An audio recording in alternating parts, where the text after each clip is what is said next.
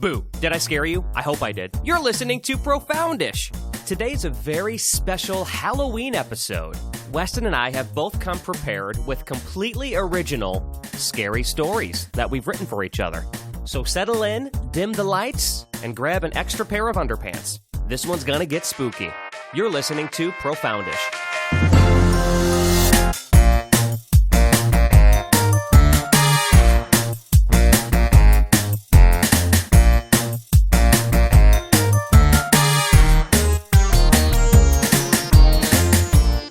What was I going to say? I definitely kind of... What's the word? It's an easy word. It starts with P. Oh, I kind of procrastinated with the story writing. Oh, don't you worry. I did too. And it's funny because I actually was trying to kind of cram it the night before. Right. Not like... Because for me, I already had the idea. I kind of... Or at least the overall concept. I just didn't start writing it yet. That was the part that took the longest time. Like, because this is different. Because for me, because I've almost never written just like a short story before, completely fiction, whatever. That's totally out of my wheelhouse when it comes to writing. Any scripts I've written before for videos or whatever are usually about something real in some regard. Maybe it's commentary or whatever. So it was kind of tough to completely just come up with a setting, character and or characters and all that. There's some writing pages that I follow on Twitter or whatever. And that's a common joke where it's oh God, I have this great idea. I know exactly how it's going to go. I know exactly how I want it worded. Oh God, now I have to write it. Yep. You get the idea. That's what you say. It's you had the idea, but then you sit down and you start putting the words down and you're like, oh God. Yeah. This is different than how it works in your brain. In your brain, the idea is amazing. And then you start putting it on words. You're like, oh yeah, my brain doesn't say every word in an idea. It's just an idea, and you have to turn it into words. But also, besides fiction too, not only did you have to write fiction, it's spooky, scary fiction. So it's a specific genre that you're probably also not used to. Yes, well, exactly. So for those of you who are listening, welcome to Profoundish. Thanks for hanging out with us. We're welcome to Profoundish, the spooky episode. Ooh. I had to quickly change there. Welcome to Profoundish. It's scary. That quick jump. Editor, insert lightning strike. I'm just kidding. All right. If I do it in audio, you have to do it on video. Oh God. Okay. This is dangerous. You have to go to YouTube and just type in lightning effect green screen, take it, chroma key it in Adobe Premiere, and then throw that on the video. Oh, I know how it works. I do the same stolen green screen snowfall effect for Christmas videos and stuff. I've been using the same effect I've just had saved from computer to computer to computer as I've adapted since the beginning of me doing Christmas specials on my YouTube. It's the same stolen green screen effect. I think it's free. I hope. Well, you've been using it. So, have you been using that same exact one since the Magic's days? Yeah. Oh, for sure. I bet you that it looked a lot less good, for lack of a better way of saying it, when you used it on Magic's compared to Adobe. Because the options are way better with chroma keying in Adobe, at least from my experience. It is, but also the blur of the snowfall, the frame rate of the clip itself isn't amazing. So I kind of wonder, because even in Adobe Premiere, if you really look and you freeze frame rate, you can still see specks of green or whatever through the snow that didn't get chroma keyed out. And I think it's just a limitation of the clip itself, unfortunately. So you've had years, man, to probably find a much better and cleaner video. It's Are you good gonna enough, ever do though. that, or no? Why should I ever? No, I don't plan improve? to. No, I don't only not plan to. I refuse. See, here at Profoundish, we're not about improving. We're about keeping things the same. You're as good as you ever will be. Just accept it. That's right. That's our message to you this Halloween. Is this coming out how close is this to Halloween, by the way? What day is this? The 30th? Hang on. No, I'm wait, performing the mental... 29th. It is the 29th today. Halloween is in 2 days. Pretty close. So by this point, everybody has got their costumes if they're going trick-or-treating, if they're of that age. That do you remember? So what does that mean?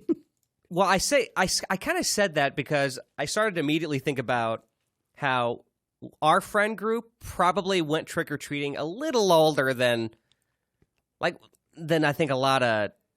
How old were we? When was the last? We went when we were like 14, 15.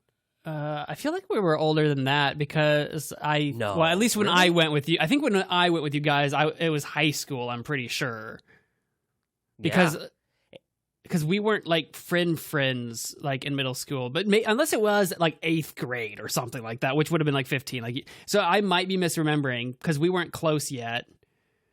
I don't remember. You know what? I do remember because of the people that were around us. We were doing it junior year, dude. Yeah, junior like we were. Year. That's what I was thinking. I'm like, we were like late teenagers. But like, which I hadn't been doing trick or treating in like ever. But like, I got invited. The one that I can think of is the one where I wore like the scream mask, and I was just super creepy the whole time. I remember getting invited. Awesome. Yep. I remember getting invited to that. I'm like, I don't do trick or treating. I'm like, like 17 or whatever I am. But I'll put on a mask and be super weird and just call it Halloween. That's what I did. I remember me not doing it for quite a few years either, but I think it was more of just, I guess, hey, we live in a very small town, like no one's going to care. Let's get the friends together and do it. Because I remember, you were the ghost face mask, and then I can't remember what your brother was. He was with us, wasn't he? Did he go with us? Or was he not with us? He might not have been because I don't remember what he was if he was with us. Maybe not, because I do remember just about everybody else, so I guess he wasn't there. But I remember I was Austin Powers. My girlfriend at the time was Vanessa, the sexy sidekick thing. Right. And then she's that thing. That thing. And then our friend Justin, who we were just talking about off the air, was that the year he was a bag of jelly beans? I don't remember. Because I remember that was a very creative costume. I liked that one. And then, I'd have to look at my Facebook memories. Yeah, I'm not sure. And then I remember because we did two, because there was another one where we had another friend who was there and he was a cow, but I don't think we went trick-or-treating that year. I forgot. Yeah, I forgot that. Who was that? That was Nick, I think. That was Nick, yep. Name drop on the podcast. He's famous now. Name drop Nick, if you're listening. Who knows? Maybe he is. Who knows? And then I know we had our friend Peach, who we've mentioned on the podcast before as well. A lot of name drops. You didn't know at the time, but I think it was something from Naruto. Oh, right. Was that this? I might be misremembering. Was that the one where he was dressed up like, I think in like a robe or something? We kept calling him a boxer because he looked like he was a boxer that was like boxer? Yeah. preparing to get into the ring or whatever. But was that what he was from? That was a Naruto character? I think. I don't know anything about Naruto, but I think that's what Peach was saying. It might have been. And then like this, at least the symbols on whatever he was wearing was, and then but like I guess none of us really knew, and we were like, "Are you a boxer? What's going on?" I've seen. Hang on, rephrase that sentence. At that point, I had definitely seen some anime, but I never got into Naruto, so I didn't know anything about Naruto either. He back at that time, he used to make these like music videos to like Naruto scenes, which was kind of a thing that people did for a while. Then AMVs, I think, anime music videos, AMVs. Yes, exactly. And he flippin' impressed me at the time because he was like, "Oh, you make YouTube videos? Well, look what I made," which is very Peach. If you know Peach, if you know, you know. And he showed me, because at that time we just had our our few videos that we made on Idiosyncrasy, and so 2 or 3, and we got like a couple hundred views on each, and he had like thousands of views, and I was so impressed by that, and I wanted to get into that. I was like, "Oh, I should make these anime," and at the time, I knew so little about editing, I didn't know how. Right. so I never did. It would have been nice to, with what we know now, go back in time and do that before the adpocalypse hit and like demonetize all those AMVs before the copyright strikes. Then everything changed. And then that's a scary time. And then the Fire Nation attacked. It attacked. Or that is actually scary, though. It really is. That was a dark time when all that started happening. It didn't affect me any because all the like every wave of adpocalypse, I just so happened to be changing what I was doing on the platform that like I didn't get caught up in it. Yeah, I mean, same on I guess really with what I was doing. I just know for me, everybody that I watched was talking about it.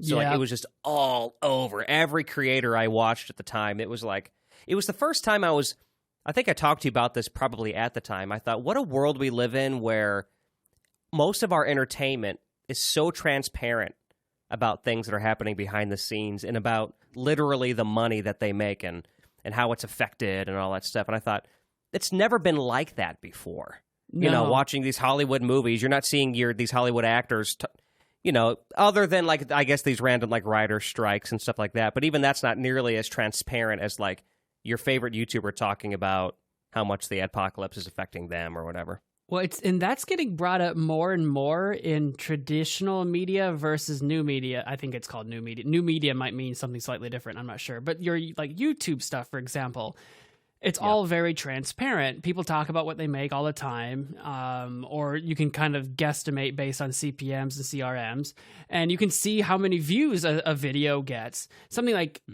Netflix or Hulu or Disney Plus or whatever. If you go to watch a show on any of those or a movie, you have no idea how many people watch that thing.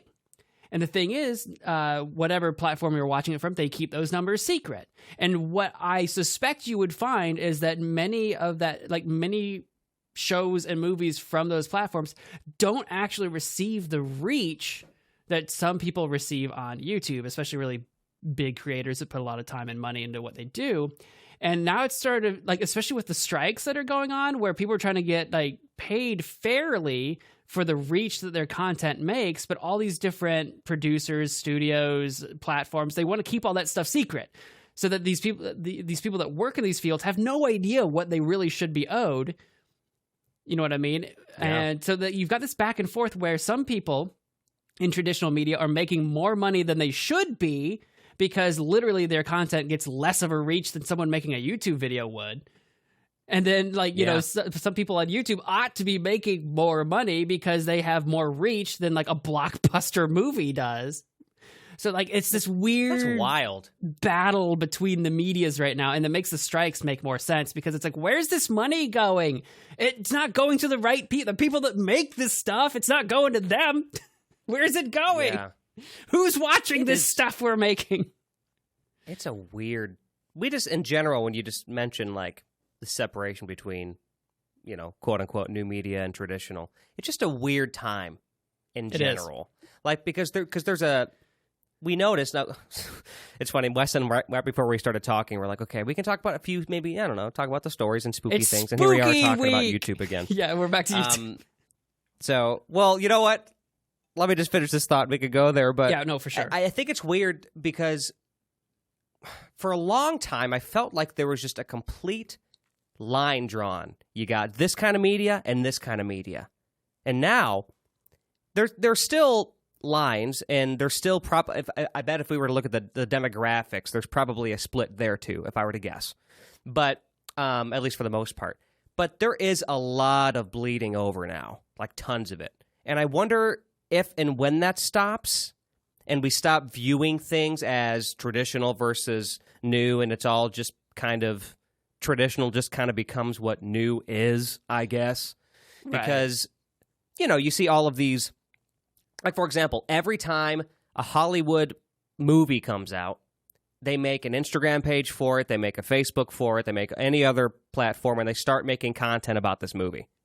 Right. That is so surreal. It's normal life for us, but it's so surreal at the same time. Like, these blockbuster movies are doing the same exact thing this 15-year-old kid's doing to try and get their name out there. Yeah, you know? It's so weird. It's like, mechanically speaking, all these media, traditional or otherwise, it's all the same. The only difference is the platform that you present your media on. But traditional media still has this sort of legacy respect or legacy sense of, like, it's better than everything else, right? Just because it's been around for longer and people especially an older crowd that's been like, you talk about like cable TV, right? Like, I don't even know how cable stays alive. It's just people that never cut their cords. I know. Like, I can't imagine how like many new people they bring on compared to what they used to. But anyway, what I'm trying to say is it's not even about the media. The media's all the same. It's just what platform. Oh, I watch this on TV through cable. That's a platform. That's not any better or worse than anything else. That's just a platform. Whether or not you do cable or Netflix or whatever. And as time has gone on, you could easily, even in terms of the content itself, it was much more distinguishable 10, 15 years ago. But now, you can watch just on YouTube alone. There's some high quality stuff on YouTube. I'm talking like film quality, like high budget stuff. And then there's still not. But it's kind of wild, like, how far that's come too. And of course with YouTube, since it's owned by Google just pretty much put its entire like Google Movies listings, that you could get like on the Play Store or whatever. You can watch straight up movies just on YouTube, like traditional movies on YouTube because it's owned by Google. So yeah. Well, topic for another day. Spooky. Spooky. Yeah, I know. Scary. I know. Oh my gosh. You know what we should do sometime? Well, actually, I said this and we already did it. We should just rapid fire anything we want to talk about at once. But we did do that on the Alex Gets Drunk episode. But we need to do another sequel to that where we get equally drunk because that time I just did. I need to re-listen to that episode. I don't remember what we talked about. All I remember is that I think we started talking about YouTube and it ended with me going, and this is why America's the greatest country on earth. Like that was a literal like the more spot because I was like skimming. The more you drink, the more patriotic you become. Apparently, because I was skimming through to make sure, and I'm just being fully transparent here. I was skimming through to make sure that I didn't say something that probably I wanted to remove. And nothing was too terrible, but I just that was one thing. I just skimmed through and I went right there. And this is why America. But I just remember too the last time we did it, you had much more to drink than I did. So time number 3, we got to kind of match each other. So whatever that means, we got to figure out how we can kind of go at a better pace together. Because I just think that'd be so much fun. So we have to do a game show, and then every time someone like says a topic or a word, we take a shot. I don't really want to do that. I don't like shots. No, I'd rather what I'll probably do is just beer. I'm such an old man. Beer, I love beer, but I'm probably just going to get like a bottle of wine or something and then just go through it or something. Yeah, I'll probably just do that. That'd be pretty easy. You get 2 bottles of wine because one bottle will have you feeling, and then the second one's your backup one. You don't need to finish the second one, but you'd have it. Yeah. Right. And then hey, I have wine to have later too. So that might be good. So we'll do that. We'll have a very classy, but for now, a classy one. Yeah. Yeah. For now, though, we're not talking class. We're talking the spooks and the scaries. And Weston had an idea last year. Yes. That I so kindly shut down. And to write stories, like our own creative, scary stories to share with one another. For Halloween. And I remember telling him, I said, hey, I want to do this, but I want to give it its proper time. And so that's why last year, if you recall, if you're a longtime listener of Profoundish, we just pulled stories from like old news articles, which was really fun. But here we are this year with our own stories. Yeah. And I'm actually very excited for this because I know you enjoy writing. For me, it was actually quite a joy once I actually sat down and started to write and knew the direction I needed to go. Once I got past that hump, it became really fun too to kind of exercise a different part of my brain. So, do you have anything that you want to preface about this experience, Weston, before we go into that? I know, if I had given myself more time to work on this piece, there's a lot of ideas that I wanted to flesh out more, but I didn't. But simultaneously, I didn't want to just be like writing a 15-page thing. And you know what I mean? Yeah. So it's kind of like that struggle of it needs to be a short story, short enough that we're going to read out loud on the podcast, obviously. So what I'm curious to see is just like how details might come forward or not come forward. So I don't really have too much more to preface other than I really would like to turn this thing that I wrote into like 3 or 5 times longer, but I didn't. So we'll see. Okay. Well, I'll kind of share it, but that's kind of similar for me. I feel like there's just kind of critiquing it myself, and not necessarily, in a good or bad way, just kind of neutral critique. I would say that I definitely think that what I wrote probably could benefit from a little more elaboration. Just not that it's necessary to get the point across, but I do feel like it could definitely be expanded a bit too. So we're kind of in a similar page. That's like, there. You and I both know with like perfectionism, making videos, where it's like you could tweak a thing forever. So exactly. And I thought, you know what? I don't want to do this. I don't want to spend 25 hours, just writing a short story. That but who knows? Who knows? Maybe I'll go back at it and do some more creative writing. We'll see. But if so we I was write thinking, more pieces for the podcast, we'll have to have like an anthology of all the little pieces we write, and then we'll release the Profoundish anthology volume 1. Oh, that'd be fun. Well, we could put other things too. We could put like our song that we wrote in there. Like we could do this. It's like a little coffee table book. That's how I see it. Oh. Anything that there's That's something an to think idea. about. So That's something to think about. That really is. That would be super fun. We could even take like screenshots of like just our like Word or like Google Docs documents of our like all games the that we tier played. lists. Like seriously, just kind of like paste them onto a few pages. That'd be fun. Oh god, that would be a good idea. And then if we could get some art made of like the different like the club, the restaurant, or whatever with all the different people in it. I don't. No, like an aerial view map. That would be cool too. Yeah. Just like have like a page with a map on it in this neighborhood where all of these businesses are. That'd be sweet. All right, Gala, get on that. Yeah, Gala, we're passing this off to you. Yep, just let us know. You and Pinata can work together. Meanwhile, like, I only say those 2 names because we mentioned them. Neither one of them listened to this episode. They have no idea. So I was thinking for who goes first, unless you have just a hankering to go first, I thought we could flip a coin and then whoever's what side will be the one that goes first. Okay. I don't care who goes so first. If you're well, then me neither, so why don't we do that? Do you want to be heads or tails? I want to be tails. Okay, here we go. Well, maybe if I can flip it. There we go. I'm doing it on my phone. It's heads! So I guess that means I go first. All right. Then the table is all yours. The table is mine. Let me remove this coin that I used on Google. All right. So this story is called Mr. Red. Ooh. All right. Day number 1.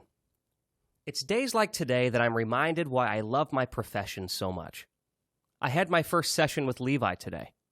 After the numerous conversations with his parents, it seemed that Levi really would be the perfect fit for my counseling style. Children need a safe space to feel heard and seen before they usually open up, or even speak at all for that matter. Levi was quiet today, but that's to be expected. But even though he didn't say much, he seems different from most of my other young patients. Something about him feels remarkably unique. And although I love every child that I help, I'm not afraid to admit that I've got my favorites. And it feels that Levi is going to be one of them. Day number 2. Today was a pretty slow day. No significant breakthroughs with any of my kids today. Really, there was no significance to the day at all, other than Mr. Jensen giving me a little attitude in the main office. I'm trying not to let it bother me. Some parents really struggle with having their kids in counseling, as if it's a sign of weakness for their child. Sometimes these kids' parents are more childish than the kids themselves. Well, I guess before I sign off, I can mention Levi's second session today. He still was very quiet and shy, but it wasn't complete radio silence today. We talked a little bit about what things he likes to do and what games he likes to play. He's an only child. That can always bring challenges during developmental years. Like lots of kids with no siblings, he's at the age where he's got an imaginary friend. As a way to connect with Levi, I asked him what his imaginary friend name was. He said his name is Mr. Red. I'm so glad he shared this with me.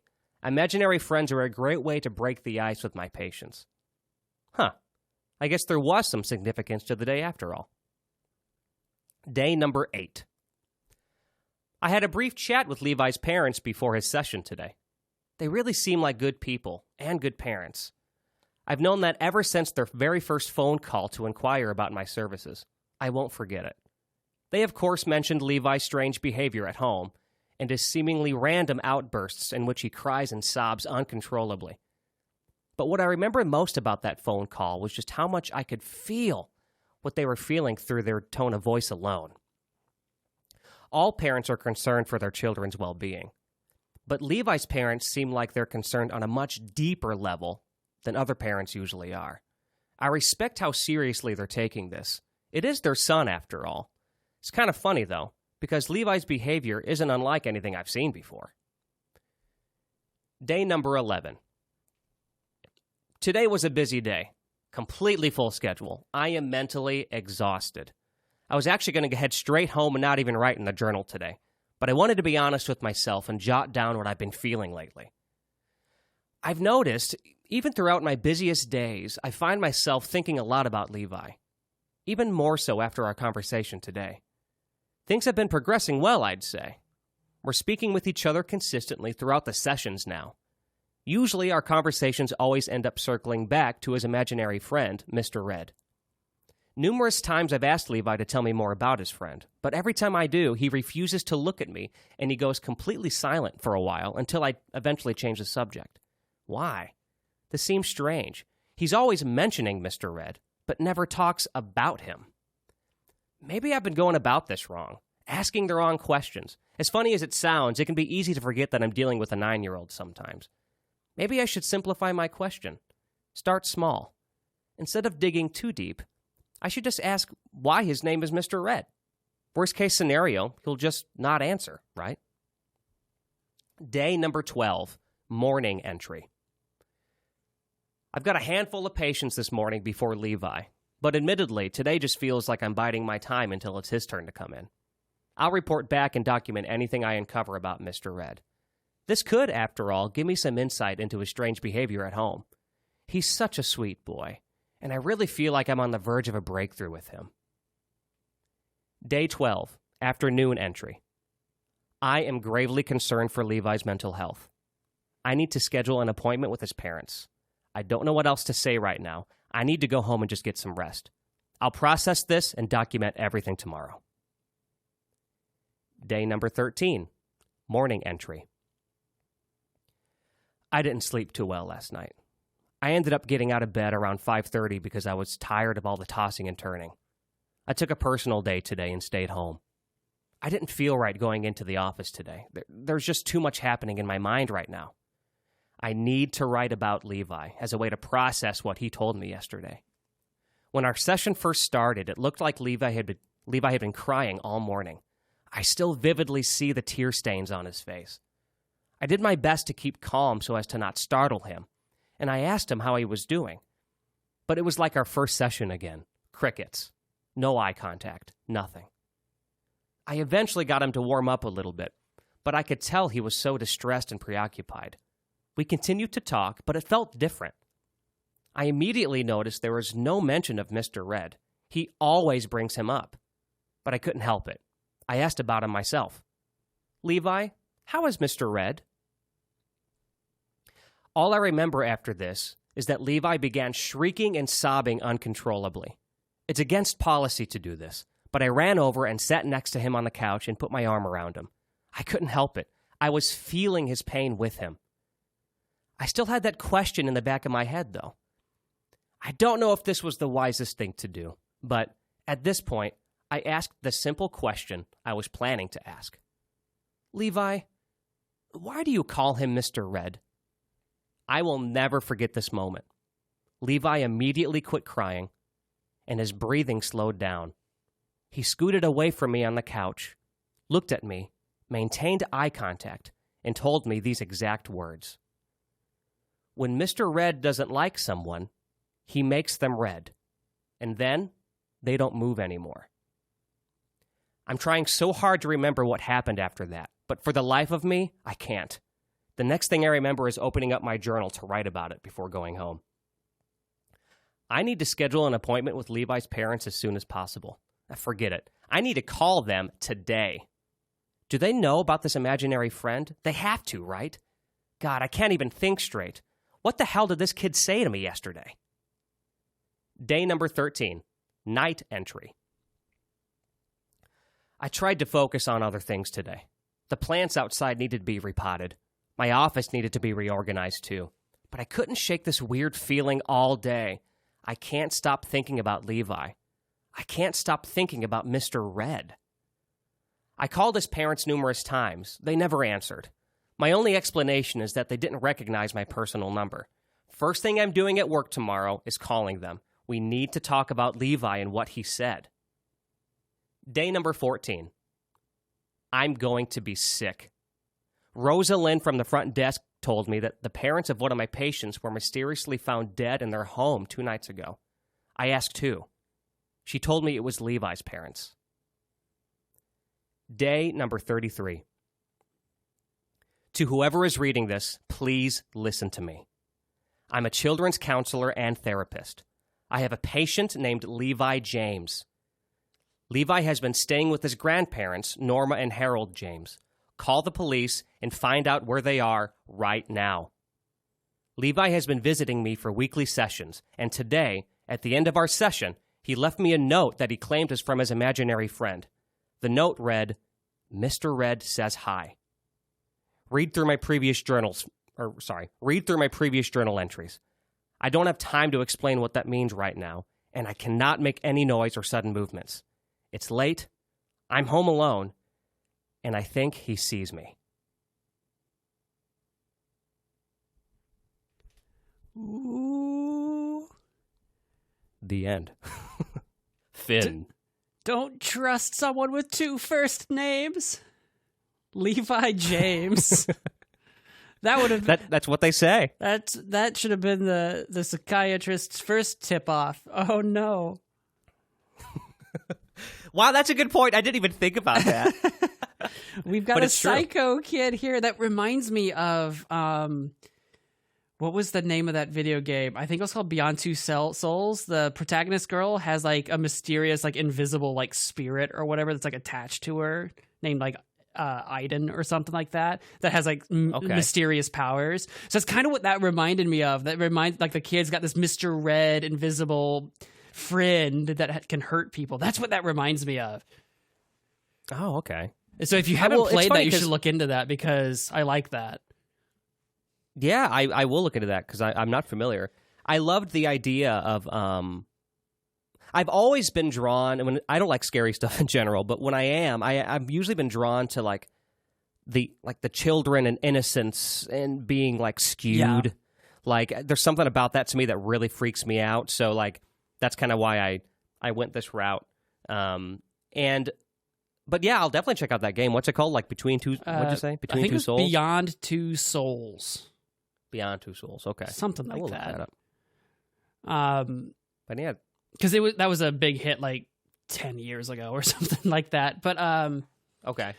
But yeah, the childlike innocence. Like, how long has this kid had this invisible friend? And he's like, well, when Mr. Red is upset, he makes them these people turn red. It's like how many before the parents die? How many people, Levi, has Mr. Red made red? Like, how many children on the school ground have exploded? Like, yeah, that's the part that I kind of like. If I had more time, because I was starting to get into the story a little bit, I thought I really kind of wanted to put more like journal entries in and really kind of flesh that out and give hints to like maybe more people or something like that. But and then with the parents being so nervous, kind of like the psychiatrist is getting around to, it's like they surely know about this guy, right? And the parents are like super like we were trying to figure something out. So it's like, yeah, they know something.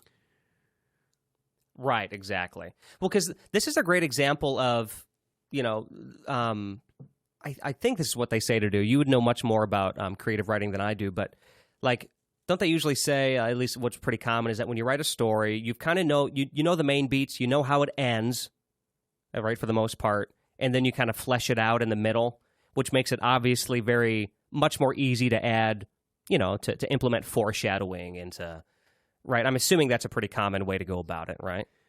It just or am I making that up? Depends on, I don't, if there's like a term for what you're talking about, I don't know, but it helps when you're writing to kind of know where you're going, but you don't have to. A lot of writers do things kind of in different orders because it's also not uncommon to just like, I'm going to sit down and just start writing. And then you get to a place eventually where like, oh, this is a really cool idea. I want to foreshadow that.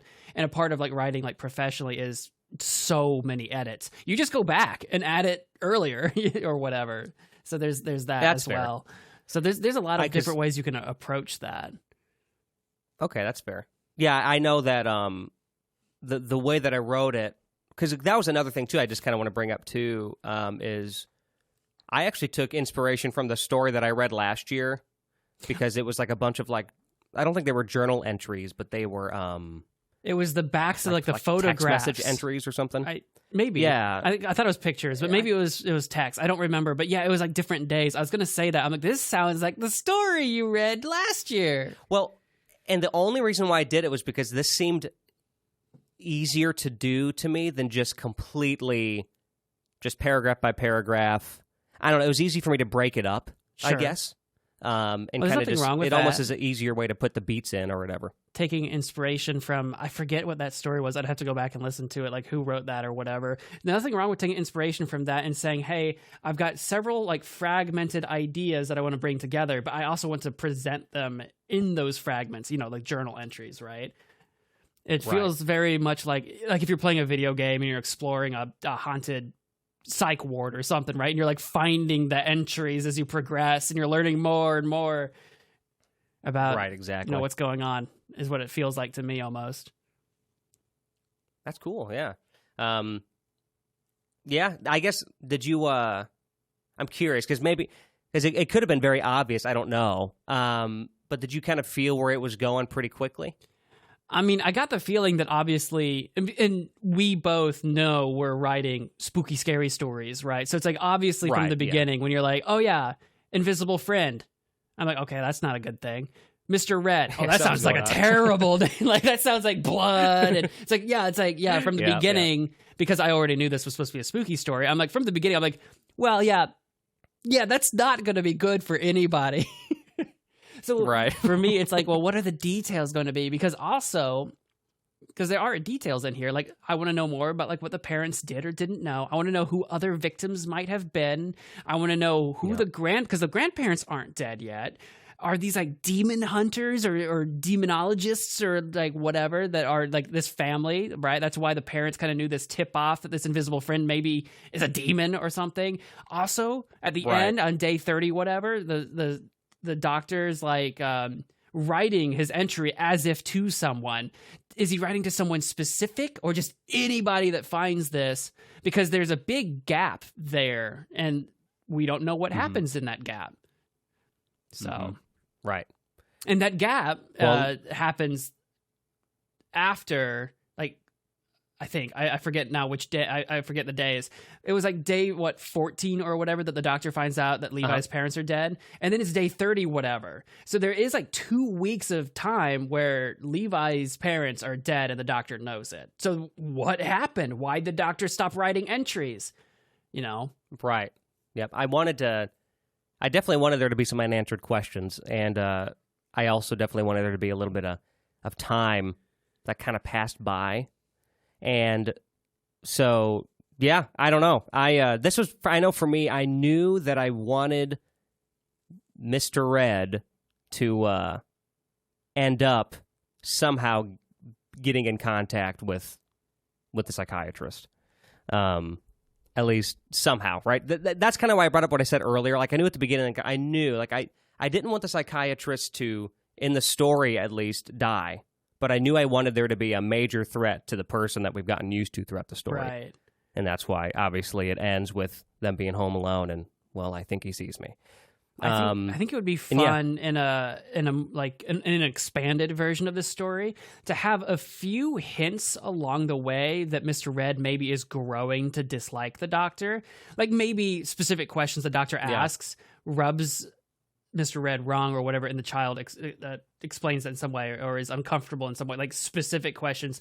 And it'd be cool if those questions build up over entries, obviously, build up like, oh, this hit a nerve. Oh, this hit a nerve. Oh, this hit a nerve. And it's like building up to like whatever the truth about Mr. Red is. Like I said, if he's like a demon or something, like if you're kind of getting towards that, oh, the Doctor's starting to learn that I'm a supernatural demon devil thing. I need to X the Doctor. So like, and maybe that's not what Mr. Red is or whatever, but I think that would be kind of fun to have that build up. Like, no, Mr. Red didn't like that question, Doctor.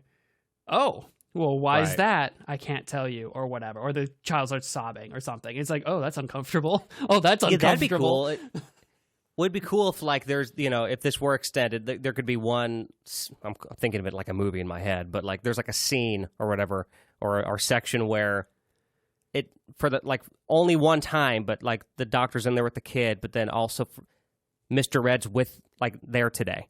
It's like, oh, he doesn't like that. It's like, well, how would you know if he doesn't like it? Well, he's here with me right now, and like that's a big moment. Like Mr. Red's in the room with them or whatever. That would be cool. Yeah, if Mr. Red's not always with Levi, that would be interesting. But he's there that day. Because in my mind, as you were reading, that was my kind of assumption is that Mr. Red's just because he's Levi's invisible friend, I thought he's like always there, but what if he's not? Okay. Right. Yeah, who knows? I like it. I think there's definitely potential there to like expand on that thought process. Will you okay, Weston, well then will you fund my book? Yeah, I'll invest. Novel? How many shares can I get for $5? I don't think you buy parts of a book in shares. That's why I was like, I don't know. It's like, wait, are we incorporating? All right. We're incorporating this book. Why not? Who says you can't? Well, okay, cool. Well, I guess you're up, my friend. Oh boy. Yeah. Let me get my popcorn and. Oh yeah, sit back. Go ahead, get some popcorn. Let me get pulled up here real quick. I've got. Hold on a sec. 2 tickets. Here it is. I got 2 tickets to paradise. Paradise. Because I have to admit, that for a second. I know what I would title this, but I was like, I didn't write down a title. So off camera right now, off screen, off whatever. I'm just adding it to my doc here because I'm like, oh, I didn't have a title. Okay, there we go. I feel better now. I added a title. But the title, Still Smoke Springs. Ooh, okay. The first thing I remember about that night was waking up in an empty tent. Of course, I didn't know I was alone initially. My eyes opened to darkness, the tent's canvas looming above me. I rolled over uncomfortably aware of an ache in the small of my back. There were voices outside. I sat up and rubbed my eyes. Sure, I wasn't going to sleep again for some time. And as my eyes adjusted to the darkness, I saw Jay's sleeping bag lay open and empty at my side. I got up and stepped through the tent flap to join my friends outside. What's going on? I asked, a sleepy gravel still caught in my throat. About time you woke up. Cassidy flushed in the flickering firelight, said with a strange briskness. What? I started to speak, but caught myself. It was the middle of the night, but the campfire was still burning, even if low. We had 3 tents for the 6 of us. It was a warm summer's night deep in the forest of Still Smoke Springs. We had spent the day before hiking and gossiping about our schoolmates. We spent the evening making s'mores and poking the fire, lighting sticks on fire. We all turned in around the same time, but now, as I stepped into the firelight, I was the only one not fully dressed. What's going on? I finally said. Get dressed, we're looking for Dana. Cassidy, in that brisk, commanding tone. We tried to wake you, Ellis said in her quiet, permanently shy voice. Well, Jay tried to. You weren't moving. Jay looked almost sheepish. I didn't want to shake you awake and make it weird. As Jay looked away, Grant stepped toward me in the light. Dana got up to pee and never came back, Grant said in his husky tone. And now it's been like forever, so we need to find her. So get some pants on already, Cassidy demanded. I nodded and returned to my tent. If we were all going out into the woods at night, I didn't want to do it in a loose old shirt and underwear. I squeezed into a pair of jeans, slipped into my shoes, and put a hoodie on. It was warm, but I didn't feel like getting poked by bushes or whatever else stumbling in the dark. When I returned, Grant had a big flashlight in his hands, and Cassidy had the flashlight on her phone turned on. Has anyone tried calling her? I said as I returned to the group. Duh, of course we did, Cassidy quipped. It was starting to get on my nerves. She left her phone, Grant said, holding her phone up for me to see. Dana! Jay suddenly yelled out into the woods from the edge of camp. If you can hear us, say something!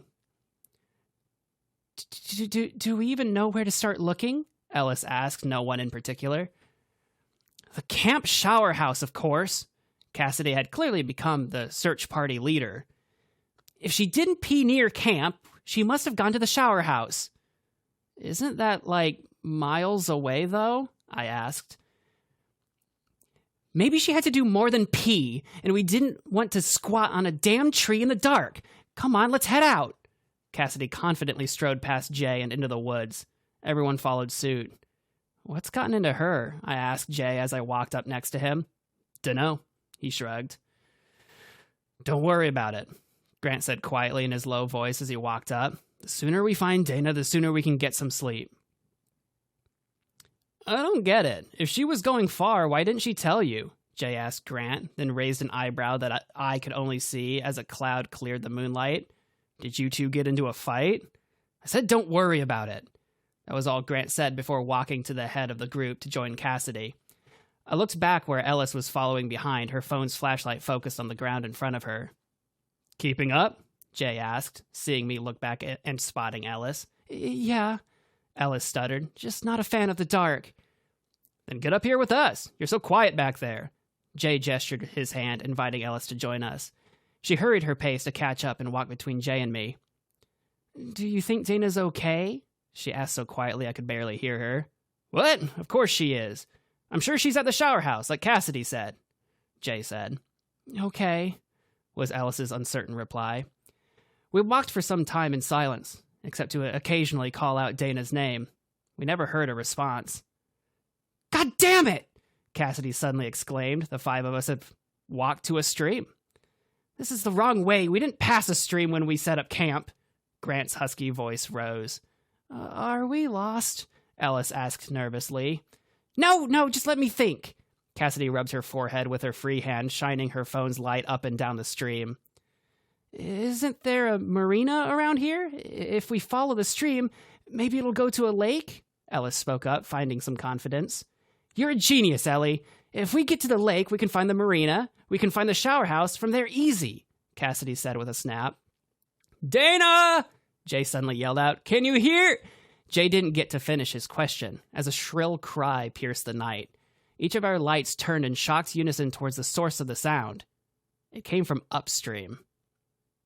Dana! Grant yelled and began running upstream along the edge of the creek. Wait! Cassidy cried, and we all gave chase. Dana! Grant yelled again and again and again, until another shriek erupted, but this time, it was from Cassidy. God damn it! Cassidy shrilled, splayed onto the ground in front of Jay, Ellis, and I. She had tripped on a fallen branch, and her leg glistened red from a fresh cut. Grant turned around at Cassidy's shriek. Are you okay? Of course I'm not fucking okay, Cassidy snapped back. Don't go running off like that. Jay reached a hand out to help Cassidy up, and she took it. Anybody got a Band-Aid? It's fine, Cassidy said, breathless. Thank you. Let's just find Dana. I think we should call the police, Ellis said, tapping on her phone. Does anyone have service? I can't get anything. Shit, aren't phones supposed to be able to call 911 without service? Grant huffed angrily. How does a phone call work without service? Magic? Jay asked unhelpfully. I don't know, that's just what I heard, Grant snapped back. It looks like we're on our own, Ellis, Cassidy exclaimed, taking back command of the situation. Ellis! Yes? You and Jay go together and find the marina. Find help and then find us. Ash, Grant, and I will continue up the creek until we find Dana. If we can't find her, then we'll head back downstream until we can meet up with you at the lake.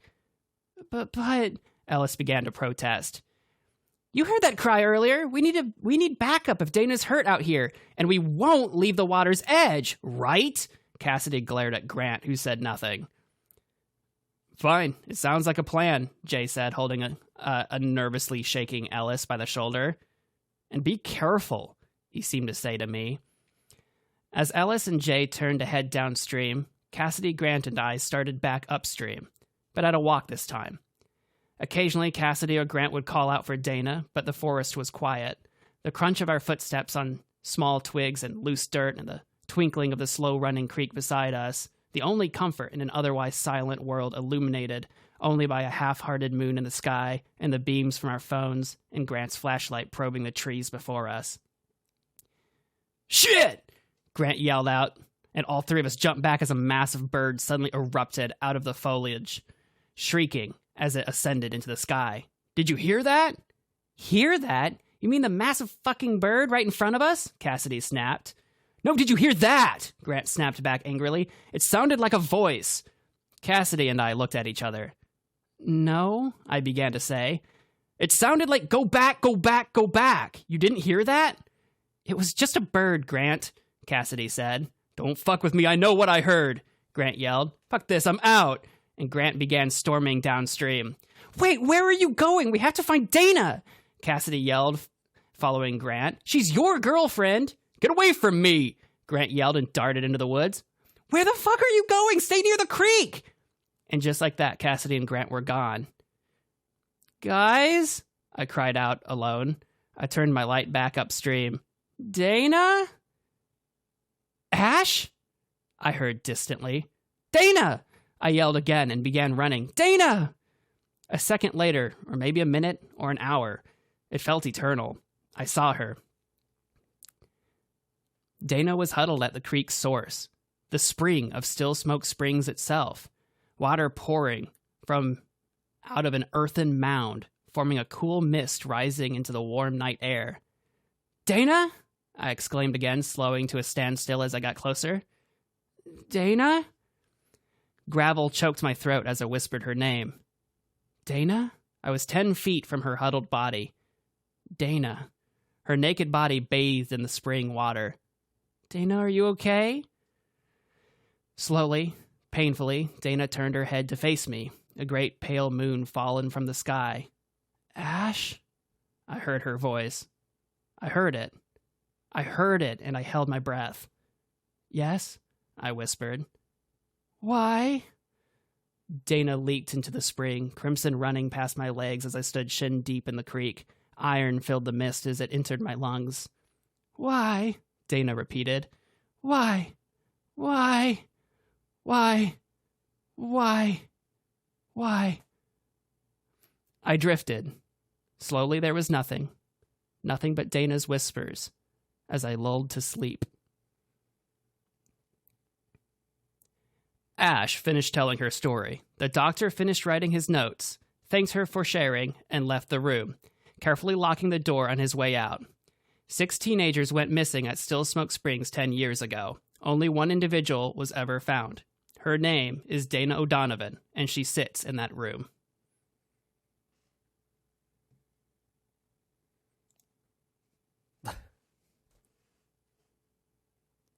Oh. Oh. Wow. There's a lot to take in here. Yeah, take it in. Wow. That's okay. That's my spooky, scary story. Yeah. You had me intrigued there. Yeah, I was not expecting it to end like that. I admit, Dana. I feel like it ends relatively abruptly, but like I felt like that was sort of the rushing a lot of things happen at once as everything kind of falls apart immediately. Goodness, yeah, because like I need time to process. You know what I mean? Like what I heard. Right. Wow, Dana's the only one that was found. So what does that mean? What was going on? See, that's a lot of like unanswered questions there. See, let me say this. When you were first talking about, I guess I'll kind of give you my process and where I was going initially. Yeah. So, and who knows, maybe you did this very much on purpose. I thought that Jay, that was the boyfriend of Dana, right? Dana's boyfriend was Grant. Oh, Grant. I'm sorry. Yeah. I know. I've got is 6 Grant characters here, so if you got any of them confused, I would understand. Is Grant the one that said, F this, I'm out? Yeah. And he started to go his own way? Yeah. Okay. So initially, here's what I was thinking. I thought that Grant, I thought Dana was going to be dead, and Grant, did something to her, and then he didn't want to, I don't know, he was just going to go because he was about to get caught for his terrible crimes or whatever, right? They're going to find out. That's why I thought that he left. So I thought it was leading up to something more like that, like it was him or something, but interesting. Yeah. I thought about that approach a little bit because the way I have this laid out, and I don't spell it out explicitly, but you can kind of piece it together because there are 3 tents, 6 characters. The protagonist, who's presumed to be Ash, and Jay share a tent, and then it's assumed that Grant and Dana shared a tent because Grant knows that Dana got up to pee, and that meant that Ellis and Cassidy were sharing a tent. So you can kind of get that idea that, if Grant did something to Dana, he would have had the opportunity because he would have been the one with her. So it's set up kind of to look like that could possibly be it. That's where you had me. Interesting. But then as you get into it, it gets a little supernatural almost feeling. Yeah. You're telling me. I don't even know what to make of it. That's interesting. Very well written. I liked it a lot. This could definitely I understand why you said what you said. This could definitely be broadened out, I think, quite a bit. There's a lot that I think that could be kind of expanded upon there. Yeah, that's good. Especially that twist ending. I feel like to make that feel more more punchy, to make that feel more built up for. I feel like I need to have more clues leading up to why it might be that way, and then of course more of not necessarily an outright explanation, but some kind of more elaboration towards the end there. But that sort of balance of making it just short enough to make it hit, and then still get enough across to add that level of almost unsolved mystery type of thing that you would maybe read about or see on a TV show or something. Right. So, really quick, if you don't mind, I might ask you a little bit here. So, at the end, Dana's in the doctor's office, and at the very end, the person who is speaking from the point of view of a character named Ash. According to the doctor... that's Ash. Yeah, the protagonist, the entire story is Ash, which isn't explicitly stated, but at one point in time, Cassidy's oh yeah, me, Grant, and Ash will continue upstream. So that's actually the first time you get a name drop for the protagonist. Right. And so presumably the main character, the protagonist, is Ash. But then you get to the end and you have Ash finishes telling her story. But from the doctor's point of view, that's the only survivor. And the only survivor was Dana. So the question becomes, this is the unsolved mystery thing. It's from the doctor's point of view, we recovered Dana O'Donovan, but the story she keeps telling us isn't from her point of view. It's from Ash's. So is this the wrong person? Is it something else? Okay, exactly. So my confusion was exactly on point with where it needed to be. Okay. Yeah, you should be confused with that final bit. What? Yes. What? Yeah. Okay, yeah, absolutely. Yeah, you got me there. Wow, weird. I liked it. I liked it a lot. It's funny because I'm just going to be completely honest with you. I thought, my very first thought at the very beginning was bunch of teenagers out in the woods. Yeah. Okay. Let's see how he makes this a little different. Because that's been done so many times. Oh yeah. But you did it. That's very. I love the. There's plenty of psych out endings, but this didn't feel. It didn't feel like a forced psych out. It really just felt naturally led up to, and then like, what the heck just happened? It didn't feel like it was done just for the sake of it. It really felt like if you expanded upon it, there could definitely, like you said, maybe sprinkle in a few more hints here and there to kind of just barely kind of lead you to that. But right. Really good. I liked it. Very good. I'm glad that didn't feel completely out of nowhere, because I know that the pacing wise, I really pick up the pace right there at the end. So I didn't want it to feel like, and then suddenly this thing, Right. No, it didn't. No. No, that was good. That was good. I liked it. I like the idea of, if I expand on this further, I want to like turn it into a very proper, I don't know how long a short story needs to be a proper short story, but a very proper short story that I kind of want to like wrap up in a bow or whatever and make it its own thing. I kind of like the idea with it. Yeah. I might pursue that, everybody. Listen to Profoundish. Stay tuned. Maybe one of our ad breaks will be me actually like, buy my short story anthology about this. Dude, you totally should. That's one of your kind of goals anyways, to kind of get more into writing and getting something published. That'd be really sweet. Yeah. I want to do that. Wow. Well, we're kind of clocking in right at an hour. That's pretty good timing. We hope, I can't speak on behalf of Weston. Maybe he doesn't hope this, but I hope you have a happy and safe Halloween. Don't go camping, and don't go to a child therapist. Don't go to either one of those things. Unless you really enjoy camping and you need psychiatry. Yeah, never mind. I hope you have a very spooky, scary, vaguely dangerous Halloween. No. Yeah. Vaguely dangerous. Dangerous. Vaguely. No one's going to die here. I just might want be a little danger. I want that experience of, it's like Halloween and you're with your friends and you're all like lights turned off and you're watching marble hornets in front of a computer screen and just like spooking yourself. Like Slendy Man is going to come get you in your sleep. Man, I'll never forget those memories, man. Man, that was like the perfect time. I was so into that.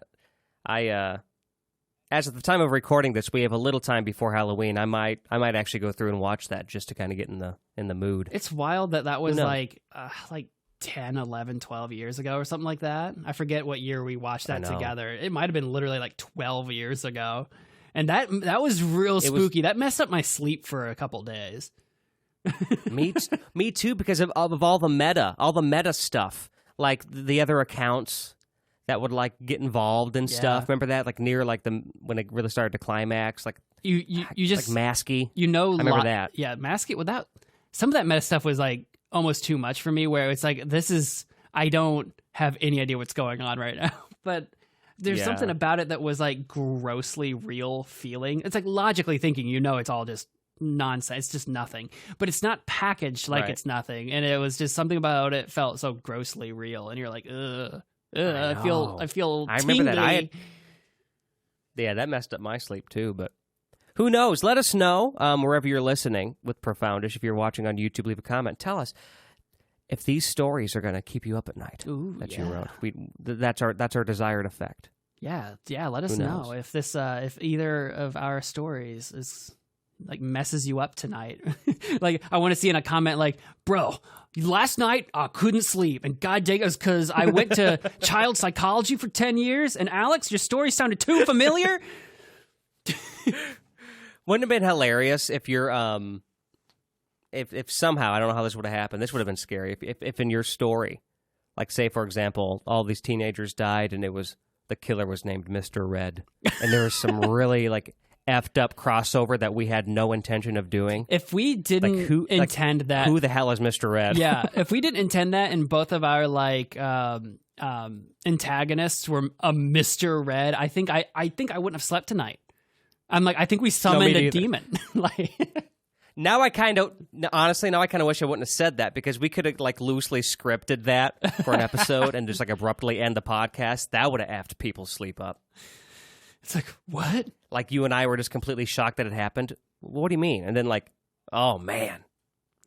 It's the episode Well, where I will say we this. like vanish for like 3 months, and then that episode comes up, and it's just like, oh, that's what happened to them. I was going to say this. I think we should keep this a tradition for Halloween. This is fun. Yeah, we could do this again. So I'm not going to shut you down next time or this time like I did the first time. But the first time was just because you were worried you didn't have the time to do it. Right, and then I realized you know what? It's not horrible. Which but, before we started airing everybody, we were talking about how long our pieces were, just getting an idea how long it would take to read. And Alex misread his word count. He's like, "Oh yeah, it's like 8,000 words long," and I was just like, "Ooh, what?" Well, no wonder it took you so long. Looking at the gap in my sound waves and then my sound waves, yours wasn't too much longer than mine, so that kind of checked out pretty well. And also, it just depends on your reading speed. And I like to, I try. I'm not like a professional voice actor, but I try to like add more inflect because I had a lot of dialogue in mine. I try to add like inflection and voices a little bit, so reading speeds are a little different. Yeah. Well, you did a pretty good job with that because I was able to at least fairly quickly distinguish, at least the best I could, the 6 different, or the 5 different characters, really, for the most part. I did notice, since I have a lot of dialogue in mine, I'm like, oh, I didn't write this like a script. I wrote it like a story. So it would be the dialogue, and then after the quote would be like who said it. So I had to like look ahead, like who the hell's talking right now? Oh, I need this voice. And then I would read it. Right. So I was like, oh, I should have written this like a script. You got to get practicing, because if you're going to be publishing this short story, you need to make that audiobook too. That's true. So, and if you ever want extra like sound design or anything behind it, I can work with you on that part. That's my expertise right there. Ooh. So we could do it, man. I'm telling you. Could do. I'll put that on the long-term goals list. Not like uber long, the meantime, but like long.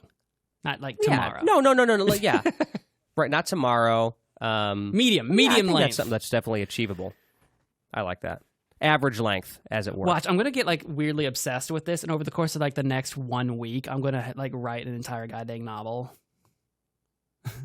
You know what? If you've got that itch, do it. I encourage that. That would be so fun. Who knows? If I can find the time.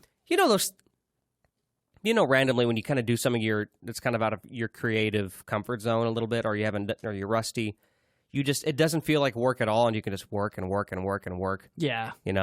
That does happen. So, you never know.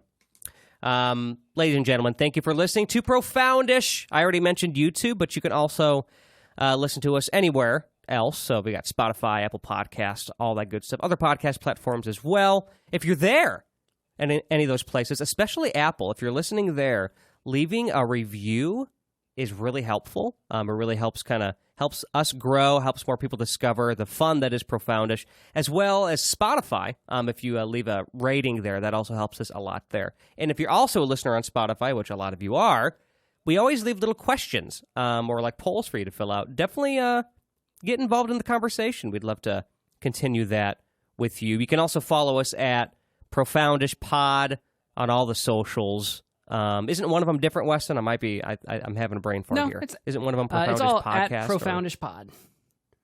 Okay. So check us out there. You're just thinking of YouTube. YouTube is Profoundish. Right. We do make the occasional short clip. It's been a little bit, but the ones that are there are really fun. So if you're new to the show and you're just tuning in, you can kind of get little highlights of some of our episodes. It's really fun and funny. So follow us there as well. Weston, where can people find you on the internet? You can find me on this little podcast called Profoundish. You may have heard of it. You can also check out my gaming stuff at Magic Man Mo on YouTube. That's most of what I do. I've been putting out videos, streaming when I can. My life is everywhere right now, so I haven't been. But maybe by the time you're listening, I am again. So check it out if I am. You can follow me on Twitter at Weston Hasty if you want to tweet at me. I will just keep calling it Twitter because it's just you can't. If you want to X at me, it's Twitter. I can't. I'm still not over it. I'm just not. I don't think any of us are. But that's where you could find me. Where do we find you, Alex? Well, before you talk about me, I should say a plug that you missed is this. If you guys liked Weston's writing, oh yeah, he has a poetry blog at hastilymadedecision.com. Check out his poetry. Yeah. I've read a lot of it. It's really good. A lot of it's haiku. What's the other one? Senryu? Is that how you say it? Most of what I do is Senryu, but no one knows what that is, so it's just easier to say haiku. But yeah, hastilymadedecision.com. Right. So check them out there. There's some that make you think, and they're really nice, and there's some that don't. There's something for everybody. In terms of me, you can check out everything I do at alexduquette.net. I'm primarily known for making medleys on the internet, and if you're into the spooky stuff, check out my horror movie theme song medley. So check that out. Give it some love. I appreciate that. I also do original music. You can check out my album also at alexduquette.net. Everything's kind of right there. So just go there and then let that be your hub for everything that I do. And I guess that's all. So we're going to head out. Enjoy your Halloween. Make sure it's moderately dangerous. But not too dangerous. Not moderately, vaguely. Oh, sorry. I apologize. Vaguely dangerous. Moderately dangerous is maybe a little too much still. Yeah, vaguely could be as simple as, I ate too many sweets and now I don't feel good. Right. Moderately is like, I broke my arm. Yeah, moderately is like, I'm in pain. Not lethal. Yeah, that's fair. Okay, make sure it's a vaguely dangerous Halloween, everybody. Thank you for listening to Profoundish, and until next time, all right. All right.